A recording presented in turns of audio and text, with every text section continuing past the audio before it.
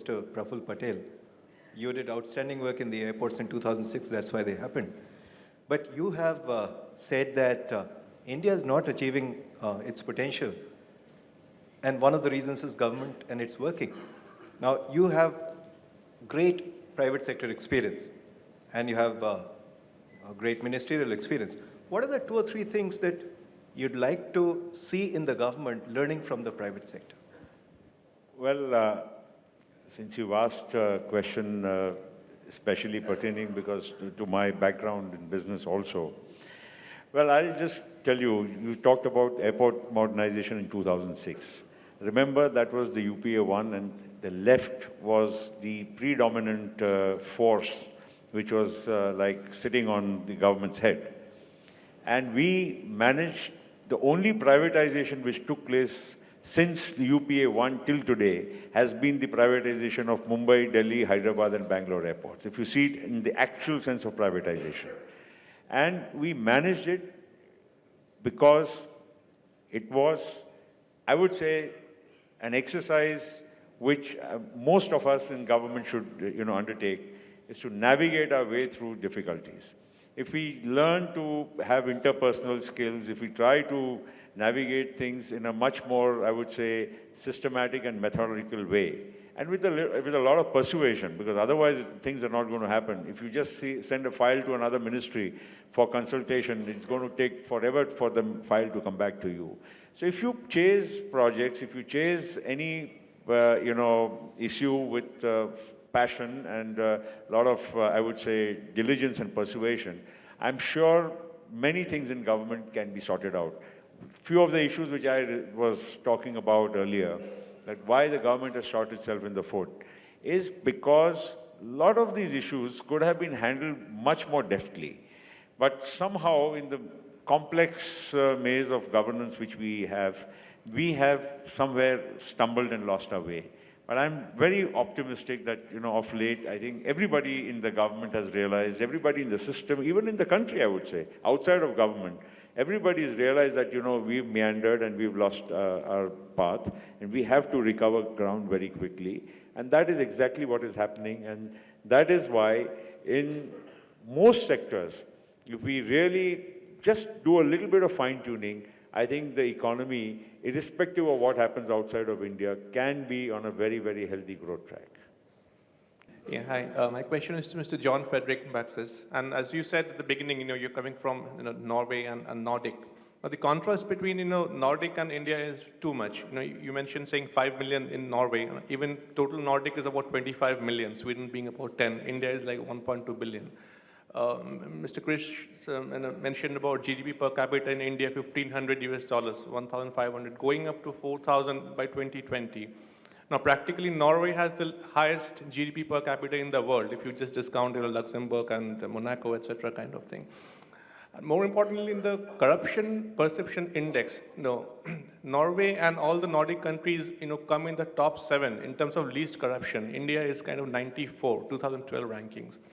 So given the huge contrast and even factoring your presence in Asian markets, including Pakistan and Bangladesh, which are neighboring, and the experience that you've had in the first 3 years, two short questions, specific. What are the key learnings which you do not want to repeat in future?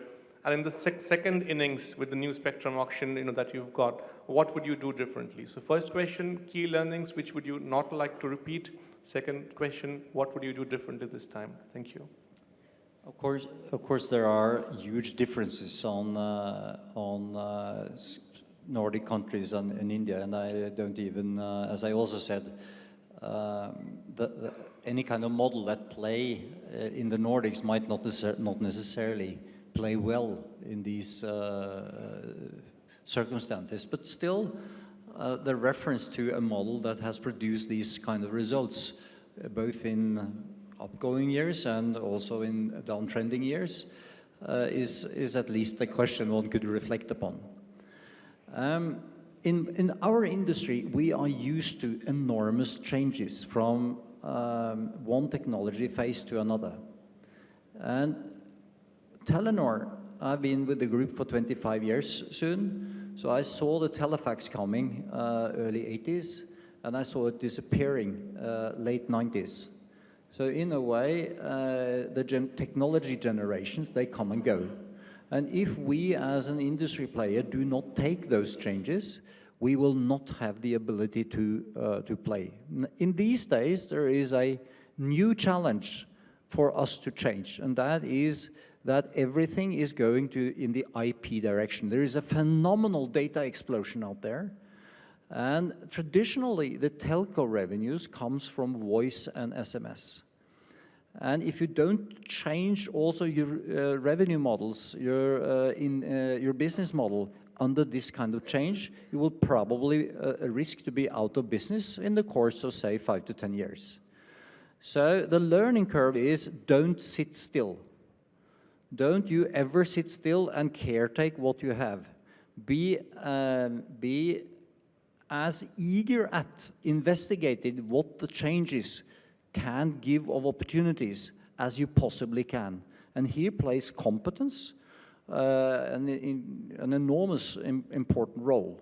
And suddenly telcos will need another kind of set of competence in the coming years than what we used to have. And in that sense, our step to India gave us a lot of new competence on how the business model for telcos in this country, which was different from many other countries, has given us a whole package of new kind of knowledge. So would I have done it again?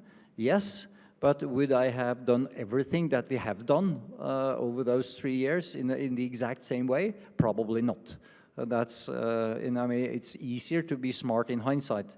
The big thing, the more challenging thing is to be smart for the future. Question to Chris. Praful Bhai spoke about the fact that if the government showed intent and will, it did manage to do privatization of airports. We were discussing how when the Satyam failure took place, the brand India story was imperiled, and yet the government acted with alacrity and moved in and saved the company, auctioned it, gave it to Mahindra. So if this government or the same set of people want to show intent and will, they can act.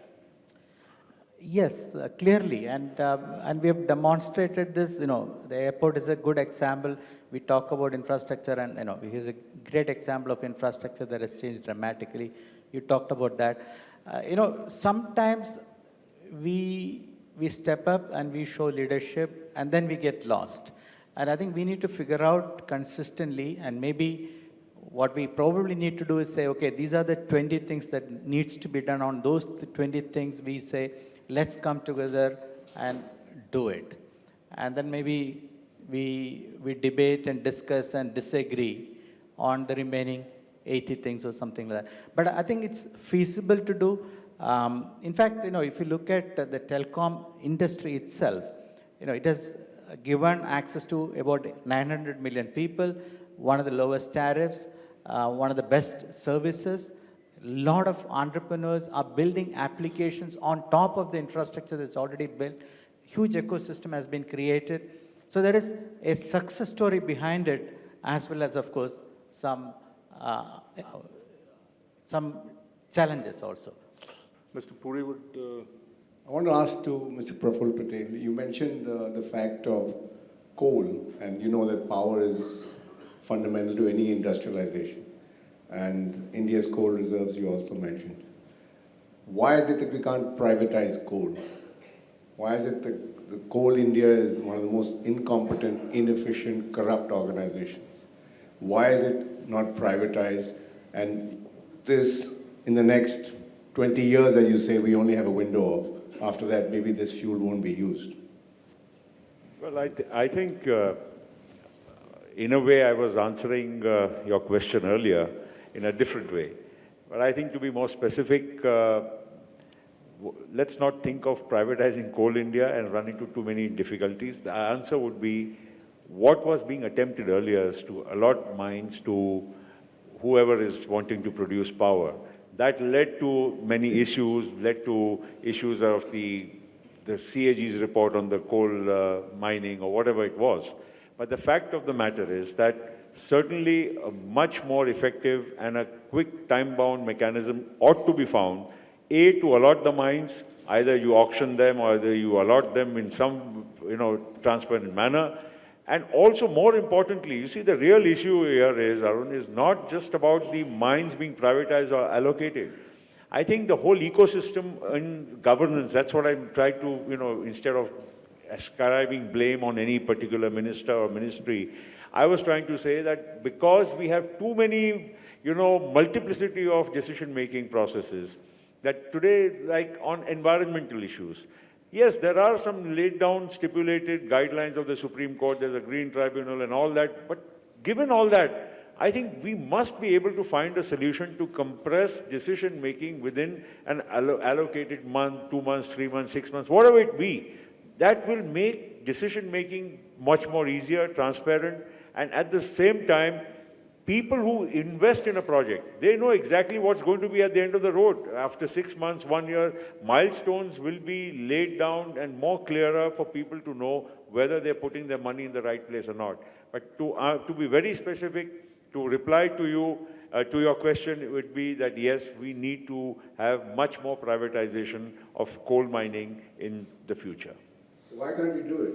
No, I think we are all working towards it, and yet I agree. In fact, the point of admission was in the beginning itself, that we have lost our way. We are now trying to gather back all what we have squandered away, and I'm sure in the last 6 months to 1 year, you would have also seen a change in the mood of the government, at least in terms of trying to see that, yes, we have lost many opportunities. We need to make sure that we do not do so in the future. Chris? Can I just very briefly add to this, actually? See, when there is so much development, so much money to be made, few people are going to make that money. Now, I think what we are trying to do now is to decide who those few people are. I think it's going to be a very difficult question. Every economy, when it goes through rapid development, few people make money, few businesses make money. I think we can't predict these things. I think we have to understand how development happens and figure out probably a reasonable way. Like Mr. Praful Patel said, we can't keep on waiting till we figure out how and who makes money. I think we have to say some people are going to make money, and we need to say, okay, these are the rules, and let's go forward and make sure that it benefits the maximum number of people from it's like power generation, for example. It's necessary for the market to develop. So that has to be given priority, and we have to decide and go forward. I'm a firm believer in the principle which you are trying to tell me is... Do something, huh? Yes, I agree. Well, to the limited extent, what I could have done personally, I have tried. But I'm sure collectively, as a government also, I think the intentions are very clear. And I think that we will be able to show you and the rest of the country and the rest of the world that we are capable of doing it.